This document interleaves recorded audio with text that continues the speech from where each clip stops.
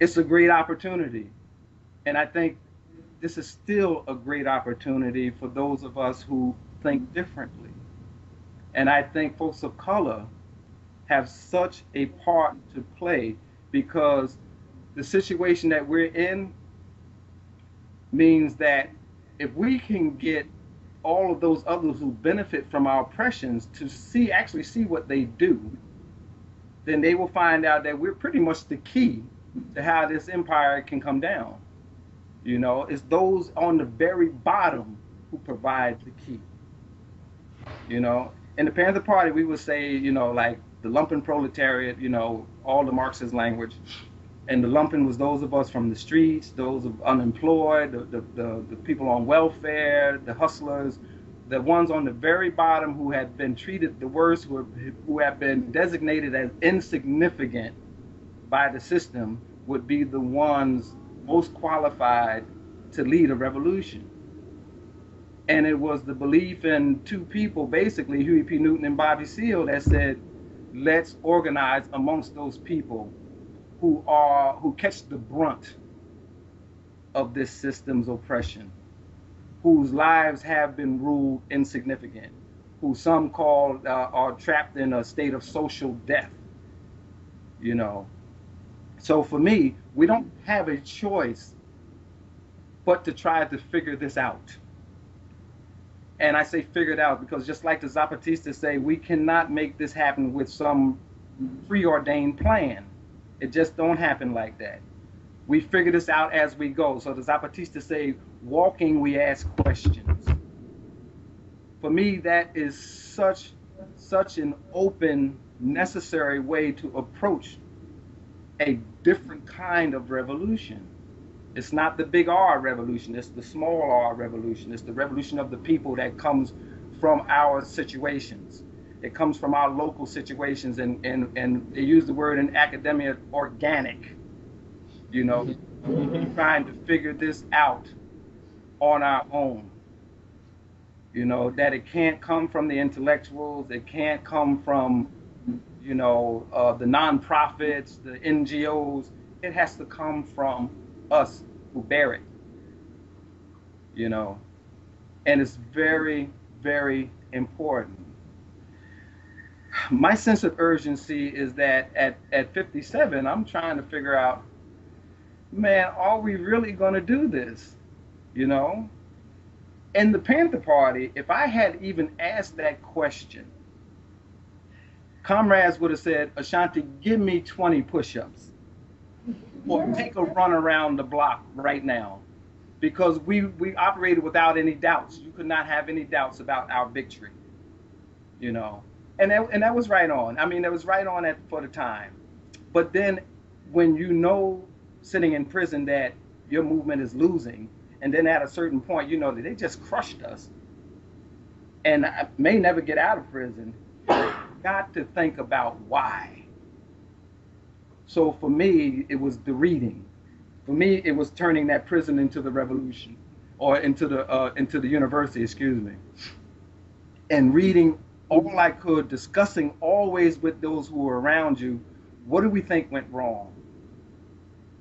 You know, I think for you, those lessons are there because you still have folks like me and others, especially in the United States, who are still around.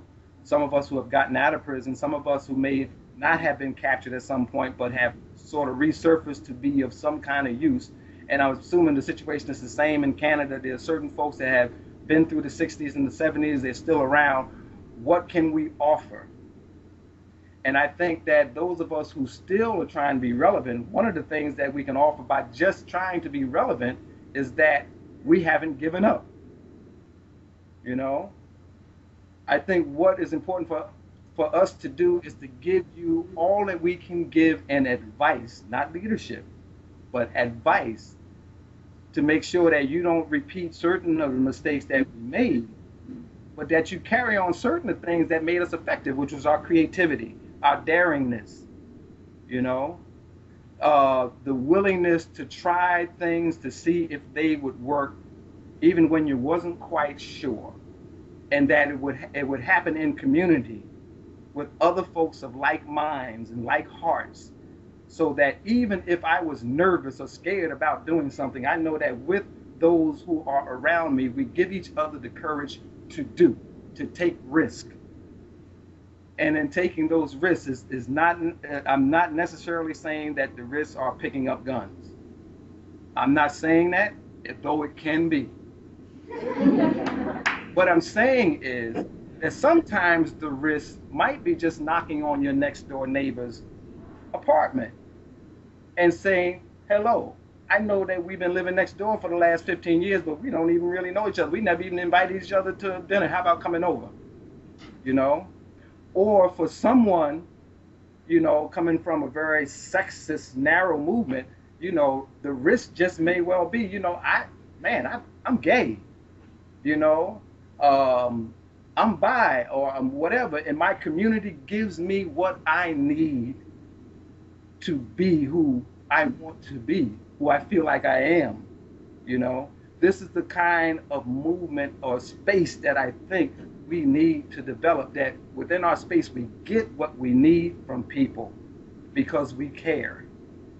And those things are directly related to fighting this monster. Because the more I can cut the chains or break the chains off of my own body, you know, which also includes my own mind and my own spirit, my own feelings, the better not only do I feel, but the more I can be to this movement, to this community that I belong to, of this community of resistance. Because we need all that we got. Our oppressors got all the material resources you can think of. They got universities and folks in them that do nothing but study us. They study us, and they also study methods on how to control us. All that we have is each other. Each other, not only in terms of me, you as individuals, but what makes us human. That becomes part of the power of people, you know. So for me, when I look at that, I say, well, the system can't control that. You know, they can't stop us from creating the kind of empowering communities that we can be, communities of resistance that we can be, creating that new world. And as we struggle to bring down this old oppressive world, they can't stop us from doing it. How we treat each other, even in the space that you're in right now, you know, you have to constantly look towards yourself as the power, you know, and as transformative power, as power that releases certain demons and certain ghosts within you, to that allows you to treat each other differently, to power that allows you to stand up to those militarized police that you know you're going to have to confront certain times, certain places, and give them that righteous no. It stops here, you know. Knowing that when it gets to that point, they may come out with that baton, they may come out with that gun, they may come out with that mace, they may come out with them plastic handcuffs ready to lock up 100, 200, 1,000 people. But to figure out ways to still move forward. Because really the power of the people is greater than, as we said, man's technology, you know. So I stay optimistic. And when I see things like what's going on in Tunisia and Egypt and Libya and other places, you see power of people. What it means to come out in the street sometimes in mass numbers, to actually see each other in a way for the first time differently, willing to oppose structures of oppression that have been on your neck since the day you were born, and say, no, we can do this. That's empowering. It enlivens you. It makes you feel like anything is possible.